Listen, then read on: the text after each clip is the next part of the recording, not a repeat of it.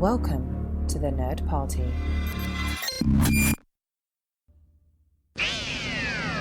They can travel anywhere in time and space. Off we go into time and space. So all of time and all of space is sitting out there. Welcome to Time and Space, one married couple's adventure through the Doctor Who universe. I'm Jessica Nunn. And I'm her always giving companion, Phillip Gilfus. Oh, always giving companion, huh? That's right. Okay. I baked. You did bake, yes. And you did tell me today that I am as giving as I am beautiful. That's true. Which either means that all of those things are true, or that I'm a selfish, ugly cow. And I'm not sure which one it is. I think we know which one it is. Now, it was interesting. We were at a church event Sunday, and we were, of course, in the corner by ourselves, as we're prone to do, talking Doctor Who. We were actually talking about the latest poll question that I put up on the Nerd Party Twitter, which is at Join Nerd Party. And we were talking about the gender identification of the 13th Doctor. Will she call herself a Time Lord still? Will she make the change to Time Lady, or will she use both? And as we were talking, a teenager overheard us, and we started to share our love of Doctor Who. Yes, he joined in enthusiastically. And then ran away when we tried to tell him how to find our podcast. I don't know what that was about. So what are your thoughts on that, just very quickly? Well, I've been doing a 12th Doctor rewatch, so I'm in his second series, which means Missy turned up again. And it was that the mistress, or Missy, always self-identifies as Time Lady. She makes it a point every time to say, Time Lady, please. You know, whether I'm a traditionalist or some of us can afford the upgrade or whatever saying she has. So that she makes a point to identify herself as a Time Lady. Yes, although she is very Victorian in personality. In personality, yes. In her dress and in the way she comports herself. So I don't know if that has anything to do with it. Sure. And I think, to me, it doesn't matter. I mean, to me, it doesn't matter. Though, I think it will come up. Or because at some point she's going to say, I'm a Time Lord. Or I'm a, Or I'm a Time Lady. Yeah, so, but when she says I'm a Time Lord, then okay, well, then gender neutral, fine. I'm coming from, again, to go back to my other franchise, to Star Trek, there's always with a woman captain, is it sir? Is it ma'am? Is it, and I remember Captain Janeway, first episode of Star Trek Voyager, I think Ensign Kim, fresh face from the Academy, was like, yes, ma'am, and she's like, I don't stand on ceremony, and so he's like, sir, and she's like, I prefer captain. And so that was just the first show she's identifying, ma'am or sir, just captain is fine. We're not going to do gender politics with, or whatever, or a gender neutral term, I suppose. But anyway, but that, and I'm not saying women in new roles, whether it's the first woman captain to helm a Star Trek series or the first woman doctor, but it's not going to come up. And so even when you don't make a choice, that's a choice. So the first time she says, I'm a Time Lord, okay, choice made, gender neutral term, let's go with it. So, what about you? I don't know. I'm sort of leaning towards time gender neutral person myself, which is a little bit wordy, but I like it as a thing. Lady always feels like a strange term to use in modern day. I struggle with it a little bit. Coming from your time in Britain, I know you probably didn't play with landed gentry that much, but as that's far a as true story. The Lord and the ladies, yes, is obviously, it's we're not making this up, obviously, from the British tradition, it's still lady, whatever. Yes, absolutely. And I just feel like referring to someone as a lady, I don't know, but as you say, as opposed to Lord, time person. Right. So on our poll that we got, Nerd Party Twitter, I gave three choices that, with the 13th Doctor, should we call her Time Lord, Time Lady, or either both? And 50% said Time Lord, so gender neutral term, I suppose.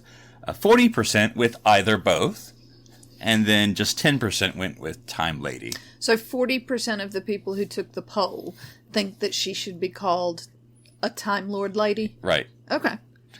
That works for me. with the slash, Time Lord / lady. Oh, well, let's not get into Doctor Who /. All right. So, back to our original topic. Doctor Who is about adventure, action, morality, friendship, love, and so much more. It can also be about giving to others. Like many other aspects of British pop culture, the Doctor Who franchise has often produced charity specials and made appearances for a variety of public causes. Two of those charities are Children in Need and the annual Red Nose Day by Comic Relief. So we'll look at the many Doctor Who specials and appearances for these great charities. Now, having watched these with you, of course, the past couple days, I have some... I know it by name. Children in Need, just by name. And Red Nose Day, it seemed like for the first time last year, there was a lot more of American Red Nose Day. And they, it may have come in America before, but we're not doing product placement. But Walgreens just happened to be the drugstore here in America that embraced that. They had Red Nose Day stuff. So that's sort of the first time I kind of saw it really here in America a lot. But, I thought we'd talk about first the Children in Need Doctor Who special. So do you want to give us, Jessica, a little bit of background about Children in Need? Yes, absolutely. Children in Need is the BBC charity, okay. Their official charity. And they do the Children in Need telethon every year. And it's usually just an entire evening.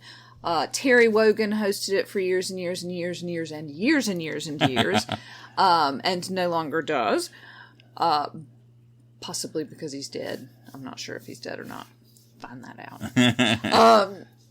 out. So Terry Wogan has hosted it, and they do skits, different television programs, put together things.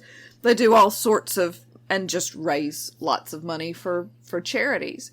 There have been some concerns in terms of Children in Need because they spend money on administrative costs as well, which every charity does. Every charity does and should do in order to get, not everybody can volunteer their time in that way. Although Comic Relief does not, everything that's donated to the telethon goes straight to the charities. Okay. So, but we'll come back to Comic Relief. So yeah, that's sort of Children in Need in a nutshell. There's a certain mascot? There is indeed. Pudsey the Bear is the official Children in Need mascot, and he's just a brown stuffed bear with a polka-dotted bandana over one eye. Mm-hmm. And I don't know why. Well, to show sort of the in-need part, maybe, I guess. Yeah. Maybe. So, now the first special that we're going to talk about, it's basically going to be a bit of a list. We're not going to dwell too much on these, I guess, for the whole half hour or anything. But the first one we came across, was the 2005 special. It was sort of titled Born Again. And I say special, it's more of a mini-sode, a mini-episode, if you will. I was going to say, yes, Matt Smith later on refers to these as mini-sodes. So, but 2005, Born Again, and this is what I will call sort of a deleted scene. I'm sure that's not how they approach it, or maybe they did. And this is just the feature of 9 regenerating into 10, David Tennant. And so in this sort of mini-sode, it's basically Billy Piper and David Tennant upon the first appearance of the 10th Doctor.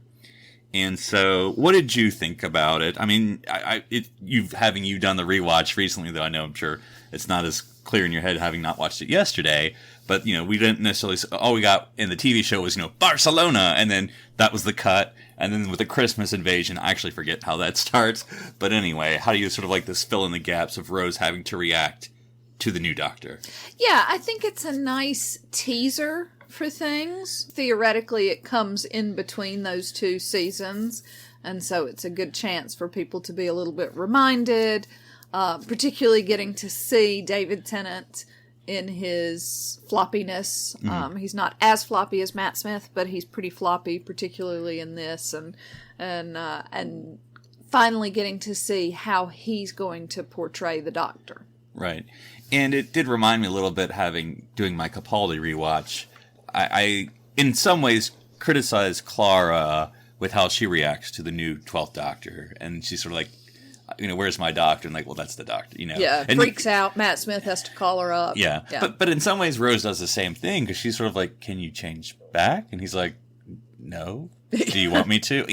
But it's sort of very... there's that emotional of that Rose, has lost. Where are you? Where's my doctor? What'd you do with him? Who are you? And he's like, no, I'm the doctor. And so I think it was sort of an interesting transition because as much as both with the Clara example, and I generally like Rose, but in this case, it does seem a little over the top, but at the same time, I guess that's the audience reaction, though. Absolutely. And also, this is the first modern regeneration. Yes. And so for new audiences who have come in, this gives them a little bit more of their own personal reaction reflected in Rose, but also their own an explanation a little bit more. Right. And I don't know if we're going to put every link clip from YouTube in our show notes, but we're going to put a bunch. So if you want some way to find these, we'll put them in the show notes so you don't have to do your own YouTube digging. But I also thought it seemed to me as we talk forward, I mean, obviously this is for charity, but it seems a lot of this is just Doctor Who promos. Yes. Yeah. By the way, while you're thinking about giving to children, don't forget new season of Doctor Who coming up. Yeah. Yeah. And so this is sort of promoing. It tends to be around. I don't know if there's a designated Children in Need day. I mean, if they do the telethon the same time every year, I assume they do because it's good branding, I suppose. But it always seems to be previewing the Christmas special. So yes, the Christmas Invasion was the first Doctor Who or New Who Christmas special with the new Doctor. So that seemed to sort of be its promoing of that. Yes. Yeah.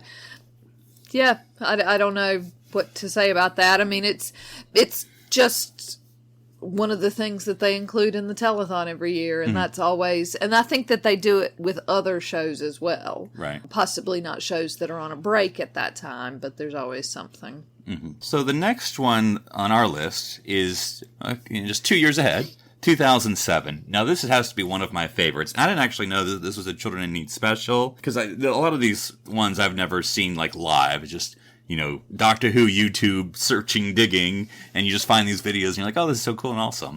But this is one of my favorite, Time Crash, because this is, again, with the 10th Doctor, in the same 10th Doctor, David Tennant era, but he meets the 5th Doctor, which I think is cool on so many levels. For one, I'm a big 5th Doctor fan. I do like Peter Davison and the 5th Doctor. I know when we were talking the other week with Kat on Gallifrey 1, she was saying she was a big 5th Doctor fan as well. And with the 5th Doctor, and I said it last week, so I'm repeating myself, but I always enjoy him and Nyssa. I'm not always a fan of all the rest of his companions, Turlo, Chameleon, I could kind of take or leave mostly those. And then Tegan, I know a lot of people, maybe mixed, I don't dislike her as much as other people do, but if I could just get the 5th Doctor and Nyssa alone for a couple episodes, it'd be great, without the Master, because it always seems like he's showing up. But I like Peter Davison. But it was kind of cool because not only is it 2 Doctors meeting, which is always cool, but of course, what's the added connection? That Peter Davison is David Tennant's father-in-law. Yes. And so I don't know David Tennant's, because I know David is a Doctor Who fan, but and I don't know who his doctor is. But of course, the 10th Doctor tells the 5th Doctor that you were always my doctor. Yes. Which, of course, as his son-in-law, he's required to say, I think.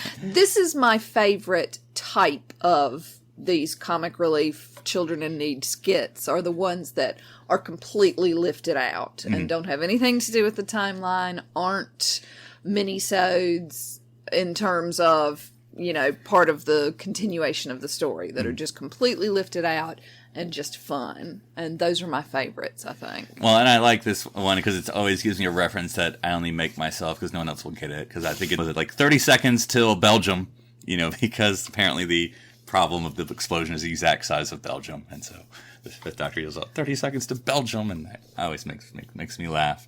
But I always get the references. It's either the old Doctor criticizing the new Doctor, or the new Doctor criticizing the old. So you have like the whole 10th Doctor looking at the 5th Doctor's wardrobe, and mind you, piece of celery and the hat and the cricket on, and being young, but I do like that because, and I'm going forever here, but the 5th Doctor did represent to me a different Doctor because he was the youngest. I told Matt Smith, but he was the youngest Doctor, and so David Tennant, or 10th Doctor, talking about him being young and crickety, and I was always wanted to be old, and then I was you, and it was young, and I sort of just like that look back to a classic Doctor and what that meant. And yes. Because you say to any of them, but this happens to be the 5th Doctor, and of course you get a little pointing out the fact that he's a little bit older than he once was, and they try to explain that away. But, Yeah. but I also like how you said how it's not part, but they do kind of cram it into the existing story, because it's when Martha leaves and before the Titanic hits. Right, yes. Which happens the same time, but they're saying the reason the Titanic hit because he put his shields down and then da-da-da-da. Yes, but it's not part of the, right. But again, this is sort of I don't know. promoting. Was it Voyage of the Damned? I can't remember the name of that Christmas Yeah, special. that sounds about But anyway, right. so don't forget. Yes, absolutely. Oh, yes, there's going to be Kylie Minogue coming up. Exactly. Now, our next one isn't strictly Doctor Who, but I suppose it is. Yes, the next one is... The same year. The same year. Catharine Tate Show is the actual skit that it is, but David Tennant makes an appearance, which I just think is delightful. And I think this was my favorite of the rewatches, because I do so enjoy Catherine Tate's Lauren character. And I've said before that I hate it because all of the students that I had would come into class and give me that "am I bothered" nonsense, and it would make me crazy.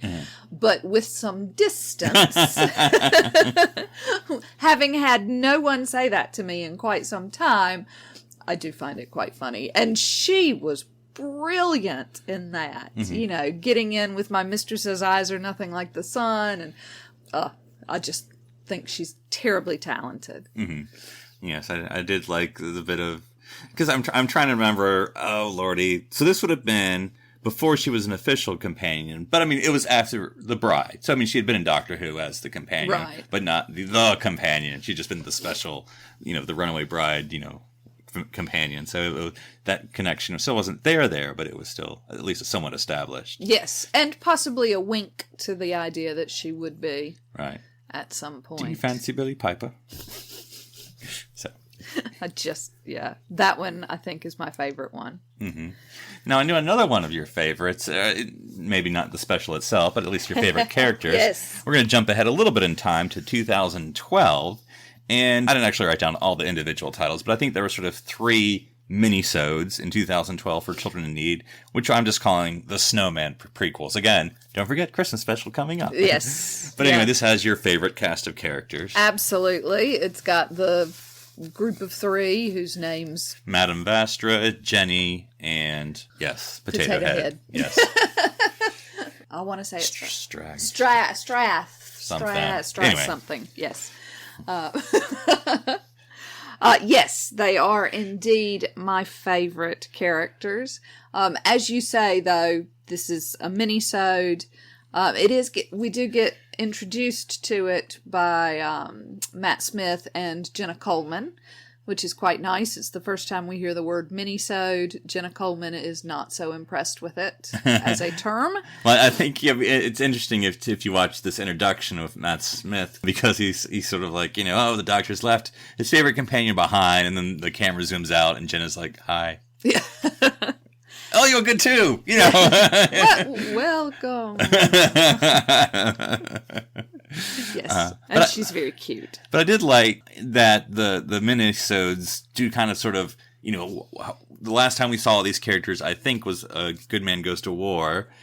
That may be the episode title. But anyway, and it sort of kind of makes like why they're all there now together fighting crime. And so if you're looking, not that you need it necessarily, but if you're looking for some brief continuity or some explanation of the origin story of these 3 joining together, this sort of gives some finesse there if you need it. Or just a little extra of the Potato Head. Yeah, exactly. All right. And then going just a little bit more recent, just a few years ago, 2016. Now, this actually wasn't per se a Doctor Who one. This is sort of a medley of appearances for Children in Need. Strictly speaking, this was during the Fantastic Beast and Where to Find Them movie era with Eddie Redmayne. Yes. Sorry, I was like, who is his name? Yes. How can you forget Eddie Redmayne's name?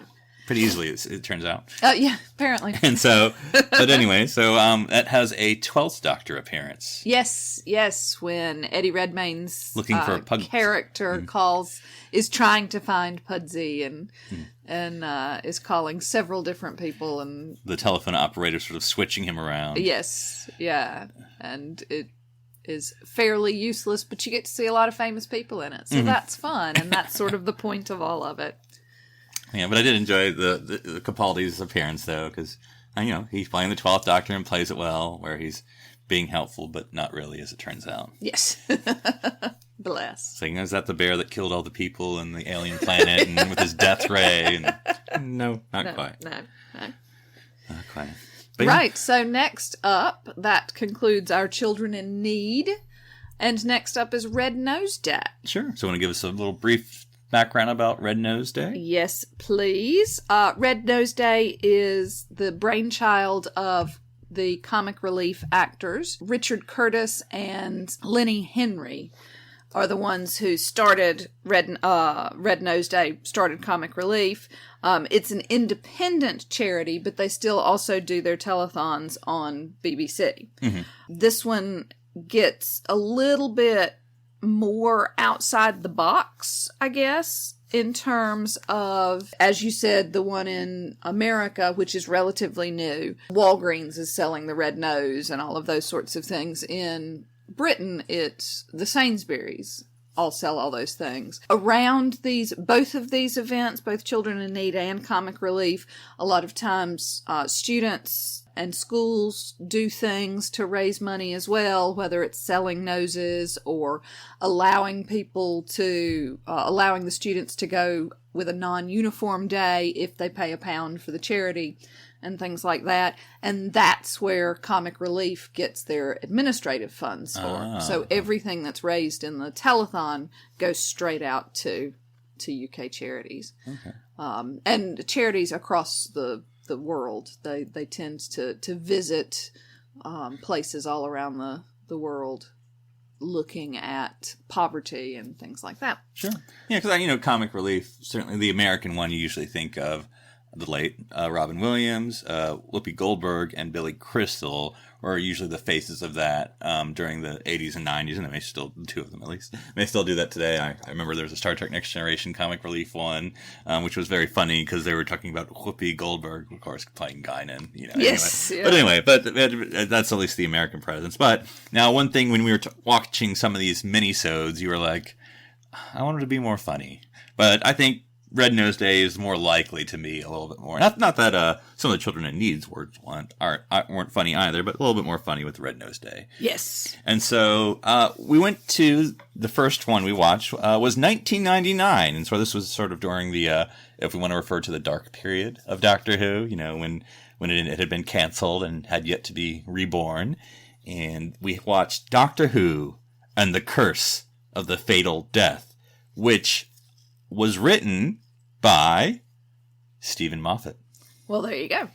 So before he was, before he was a writer on the Reborn or even a showrunner, he was still keeping Doctor Who alive. Now, this one is actually pretty, as things go, pretty famous. Like, people talk about this one as much as they would talk about a regular episode of Doctor Who. But what did you enjoy about the mini doctors? I guess let's set it up briefly. We have the Doctor being played by Rowan Atkinson, which I think is funny, as, of course, Mr. Bean and everything else he's ever done. But he plays even though he plays it funny, he plays it very pseudo-serious. Like, you often don't see him playing necessarily that way. He's usually more outland. Well, I don't know, I suppose you do. But anyway, he plays the Doctor and his assistant, and they've announced that he's retiring and they're getting married, and you have the Master played by Jonathan Pryce, and who's confronting him, and sort of hijinks occur. So what'd you think of this one, where we get some... I really like it because it's so many random people. Yeah, because the joke is, eventually the Doctor keeps, blowing things up and regenerating, and so we go through 1, 2, 3, 4, 5 Doctors in the span of this, a few minutes special. Yes, yeah. And I love the reactions of the companion every time somebody new shows up, and he's quitting so that he can marry his companion, and that sort of becomes more tenuous or even less tenuous, depending on whether or not it's Hugh Grant. So the first regeneration is Richard Grant. Yes, which I thought was Richard E. Grant. Yeah, Richard E. Grant, and which I thought was funny because, of course, he will come in Doctor Who later as the vessel for the great intelligence in what we previously called the Snowmen. Mm-hmm. But anyway, he's much younger, or not much younger, but he's younger and a little bit more moving about, and so he was a very interesting Doctor. Because he's much more stolid when he's playing the great intelligence. Yes. So this one, he's sort of the sexy Doctor, if you will, in this one. A little bit, yeah. So we have Jim Broadbent, and who I'm trying to figure out. Moulin Rouge is, I think, what I know him from the most. Okay. I'm sure he's been a million. The American in me, I'm sure he's been in a million things in the UK, but that's sort of where I know him from. But he plays the shy older Doctor. And then you have Hugh Grant, like you said, and this is 99, so you sort of get his heyday, I suppose, of Hugh Grant. Yes, yeah. His like Notting Hill era, the floppy Hugh Grant with the floppy hair, yeah. Mm-hmm. And then, of course, at the end we get Joanna Lumley, a female Doctor. A female Doctor, yes, from Ab Fab. Yes, so that was very interesting as her and the Master go off together to explore the new circumstances. Yes. And of course the Master by that time has his Dalek bumps. Has breasts. Their breasts is what they are. So yeah, that was sort of a fun romp, and one that people talk about. Jumping forward a lot in time, this is recent though, sadly, because she's passed on too long ago. 2009, and this is technically not Doctor Who. It is the Sarah Jane Adventures. Absolutely, yes. And I'm going to give it a go. Okay. Okay. This one is called From Raxacora Cophilapatorius with Love. Na-na. I want extra Doctor Who points for that. Now, of course, this Sarah Jane Adventures with, of course, the late Elizabeth Sladen leading the way with her great cast of kiddies. But they're all right. I haven't watched all of the Sarah Jane Adventures, but what little I've seen, I've enjoyed. Yes. Now, I enjoyed this mini-sode on its own. It's pretty funny, but I think you understood it a little bit more than I did because of the references. Yes, it did feature Ronnie Corbett from the Two Ronnies, who were a well-known comedy duo, and so he makes some references like the Four Candles, which is a reference to one of their most famous sketches. If you haven't seen it, please Google the Two Ronnies, Four Candles. It's fantastic. It's very, very funny. Mm-hmm. So yes, it was nice to see. You get an appearance from K9, which I know you enjoyed. I love K9, yes. Yep. And he makes an appearance. With his red nose at the end. Yes, bless. I do love K9. Mm-hmm. But yeah, I thought it was very, very funny. I definitely check it out. Yes. So 2011, we're now changing Doctors. We get the 11th. This is the Matt Smith era. Mm-hmm. And so there's a special called Space Time. Very, makes sense, right? Yeah, Space slash time, I suppose, if you're looking for the punctuation there. And this is with the 11th Doctor, Rory and Amy. And this is basically early days with them, probably the first year, or first series. And on the TARDIS. And they just have some hijinks, and you get a TARDIS and a TARDIS. Absolutely, which is always fun. Mm-hmm. I was reading I don't know if it was Wikipedia or something entry about this, where they're like, some thought it was funny, some thought it was sexist. Well, to be fair, Rory creeps a little bit. His fiance, but yes. Yes, but, he's like, yes, please, I'd like two of them. It gets a little strange there a little bit, but well, also, there's a lot of conversations about the fact that Amy's wearing a skirt. Oh, yes, and the whole problem is caused because, there's a see-through TARDIS floor. And Rory is on the lower level and basically ends gets distracted. And it ends with the Doctor telling Amy to wear trousers. Yes, yeah. So, yeah, I can see the point of view of the sexism. Yes.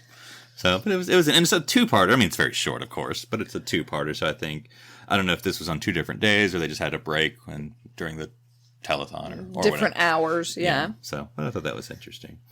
Another sort of medley that is not strictly Doctor Who. Nope, and again, so it's one of my favorites. So this was 2013 during the during this show's heyday, though it's still on, I'm sure. Yes. But yeah. anyway, this was the 2013 with Call the Midwife. Yes. And One Born Every Minute, which was a reality show about women giving birth. Oh, okay. See, I didn't get that reference. Yeah. Okay. Yeah. So it's a combination of things. So we have a woman who's about to give birth, and the ladies from Call the Midwife keep coming in, and of course they're from the 50s, and so have their bicycles. They have their bicycles, and and they want to make tea, and they ask the father to be, he's a doctor. They assume he's the doctor, and when they realize that he's not, they want him out of there. And they're not married. Which is all sorts of problems. And so then they finally call for a doctor. And it's Matt Smith, or the 11th Doctor. And sort of that's very interesting. Who's ill-equipped to do a pregnancy? Yes, true that. So those are the Children in Need and Red Nose Day. I sort of this is more your bag than mine. I'm sure I don't know how much you paid attention to the specials or the telethons when they were on while you were there. Yeah, I mean they're always sort of big deals. You know that they're coming. There are all sorts of adverts for it. The students are starting to get involved. So that was, I'm glad to know. Of course, Doctor Who being such part of British culture, that's not going to be involved in these, but I like the fact that they still are involved. Yes. And we saw a little special, and I suppose this might have been for Children in Need, where Matt and Karen were hosting, this young boy and his older brother who was helping take care of his young brother, and they hosted tea on the TARDIS. Yes. And so that was sort of sweet. And what did you learn? I learned, so I'm sure all the British people can either laugh at me or maybe, I don't know how well, this is an exchange of terms, so maybe they don't know. I don't know. But I learned that in Britain, lemonade is not what Americans think of as lemonade. That it is that what the British call lemonade, we would call Sprite. Yes. Basically. Yes. And what we call lemonade... And not just Sprite, any of that lemon... 7-Up-ish. Maybe not 7-Up, but that sort of... Carbonated lemon lime. Yeah. Okay. And then what Americans call lemonade, they have to do a modifier, since they already have lemonade going on, and call it cloudy lemonade. Yep. So there you go. There you go. Yes. Because they have tea for the kids, and Matt's like, well, if you don't want tea, we have cloudy lemonade. And I was like, what the heck is that? Yeah. Turns out it's lemonade. Okay. Yep, turns out. So anyway, but yeah, very cool. Right. So obviously Doctor Who has been participating in these charitable events for some time. So where are we going to go to in the TARDIS library?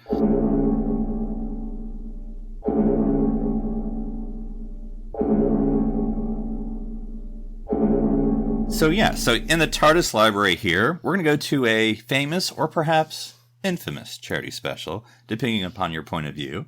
And this was Dimensions in Time, which was broadcast as in I suppose, typical Doctor Who fashion, as sort of a two-part serial.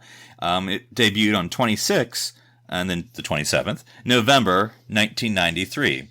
So again, this was sort of the dark era, because 89 is when the last episode of Classic Who was. And so this is before the TV movie. Was that 96 off the top of my head? So this is sort of, some time has passed, but still fresh in your memory, I suppose, Doctor Who. And so, but this was at the Dimensions in Time. I'll read a synopsis from Wikipedia this time instead of TARDIS.wikipedia. But Wikipedia describes it as thus. Dimensions in Time is a charity special crossover between the British science fiction television series Doctor Who and the soap opera EastEnders that ran in two parts on 26 and 27 November 1993. It was filmed on location at Greenwich and the EastEnders Albert Square set, situated at Elstree Studios in Bournemouth, Hertfordshire. It features several of the EastEnders stars of the time. Produced for the Children in Need charity following Doctor Who's hiatus in 1989, this special was the only dramatization broadcast in celebration of the show's 30th anniversary. It was 1993, it's 1963. So, yeah. I've heard, it's for one thing, it's cool to watch, because it's like all the classic era Doctors. 1 and 2 at this time. Mr. Hartnell and Mr. Troughton had passed on by this time.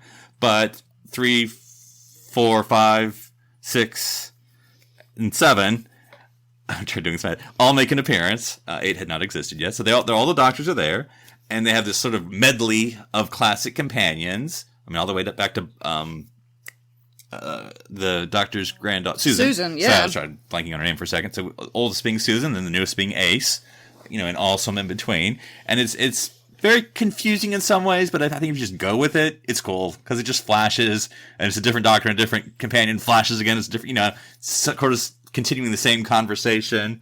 And the set of EastEnders, and so yes, with the EastEnder actors, and it was definitely Albert Square is in Borehamwood, Hertfordshire. I was waiting for you to ask. But yes, I think it's definitely a niche market a little bit because you do have to get all of it. You have to know your EastEnders and be pretty well versed in your Doctor Who. Because I think one of the things, the setup is the Ronnie, who is sort of the villain for this one, and she's trying to, I guess, trap the Doctors or whatever. Whatever. No, just go with it. Go with it is basically it. And so you have the Doctors and the companions flashing up, and they sort of going back and forth in time, like it's supposed to be I'm just off the top of my head, so I'm going to be wrong. Like it's like every 30 years, so it's like 1993, and then 2013, and then 1963 or something. I can't remember what exactly, but anyway. Yes, it's a bit of an adventure, but even for me, I found it fun to. When I did get the joke, when Susan shows up and I realized who that was, I was like, ha ha, look how clever I am. So you didn't have to know all of those things, but I imagine it's very funny if you are that niche market that knows EastEnders and all of Doctor Who. Do you know EastEnders at all? Very little. It's not a show that I watched. It's sort of, it's part of the culture a little bit, so you can't really escape. It's kind of like General Hospital's Luke and Laura kind of thing. Even if you've never watched General Hospital, you've probably heard of Luke and Laura. Mm-hmm. That kind of thing. So I have picked up things by osmosis, I suppose. I think the two interesting things, well, many interesting things, but the two interesting things were, one, to see a Doctor interact with a companion that's not theirs, which is always interesting because it's still the Doctor. That's the thing you always have to mess with your head. It's still the Doctor. It's just the companions are. So theoretically, they do have knowledge of the companion depending on where in time they're popping a boot. But the second one is some of the companions have aged. I mean, the Doctors have too, but to me, the Doctors are so recognizable, especially this being 1993. I mean, John Pertwee looks like John Pertwee. There's no ifs, ands, and buts. That's even with a mop of gray hair, which is he's pretty much what is when he was the Doctor. It's just more white than gray, I suppose. Tom Baker, of course, has his, as always. You can't do a regular appearance if you're Tom Baker. But anyway, he's sort of gray haired, but he sort of has his own special appearance. So I put him aside for the sec. But everyone else kind of looks the same. I mean, Peter Davison a little bit older, but I mean, because he was so young when he was a Doctor. Yes, he's sort of regular age in this. And that's what I was going to say about the companions. The companions tend to be quite young. Yeah. And so their appearance changes more, perhaps. Right. Yeah. And so I think the one I didn't recognize the most, though, this is more, nothing against the actress, but me, just because I don't know her that well, is Liz, the third Doctor's companion, just because I can't remember what she looks like in Doctor Who, much less, 20 years later, if not more. And so it's like, oh, okay, that's Liz. But it was the other companions I recognize. So you have, this is off the top of my head, so I'm going to miss one. You had Romana 2, Lalla Ward. Yeah. You had Ace. You had Susan. You had Leela. Anyway, Louise Jameson. You have Sarah Jane. Sarah Jane, of course. Oh, goodness. Yes, Sarah Jane. And the redheaded girl that we just saw. Oh, yes. Bonnie Langsford. Mel. Yes. And then Perry, I believe, as well. I think Perry Nicole was O'Brien. there, yeah. Because, of course, she very much looks the same. Yeah. No matter what her age, honestly. But anyway, and so that was interesting to see all the pairings of the Doctor. So, yeah, it's one of those things. I think there's some criticisms that it's just this mishmash of stuff. But, yeah, it's cool. It's kind of a... Again, I think that criticism is by people who didn't necessarily get all of it, which is fine. Mm-hmm. But I think that sort of thing's quite fun. I have no idea why they were in EastEnders, to be honest. I don't think that's necessarily made clear at all. But, would have been delightful for people who are both Doctor Who and EastEnders fans, of which I'm sure there are a lot, because those two shows have a lot in common. Oh, goodness. Well, darling, speaking of mishmashes, what are we going to be talking about next week? Well, we are going to be doing a little bit of mishmash next week. We're going to talk about people who, mostly companions, but not at all exclusively, people who appear on Doctor Who in a one-off episode and then reappear as regulars and completely different characters. Exactly. So just to pick two examples, and we'll be talking more, but two sort of examples would be Karen Gillan. Before she was Amy, she was one of, and I can't remember off the top of my head, but anyway, she was in the Fires of Pompeii. I mean, and if you don't, you got to look for her in order to see her. Yes, yeah. One person you don't have to look for, though, is Peter Capaldi. Before he was the Doctor, right. Yes. So we'll be talking heavily about the Fires of Pompeii because of those two actors who obviously come up in Doctor Who much later. But we'll talk about a few other appearances of regulars of Doctor Who appeared before they appeared in Doctor Who. Yes, yes. Well, until next time, darling, you're my favorite person to share with in all of time and space. Aw, thanks, baby.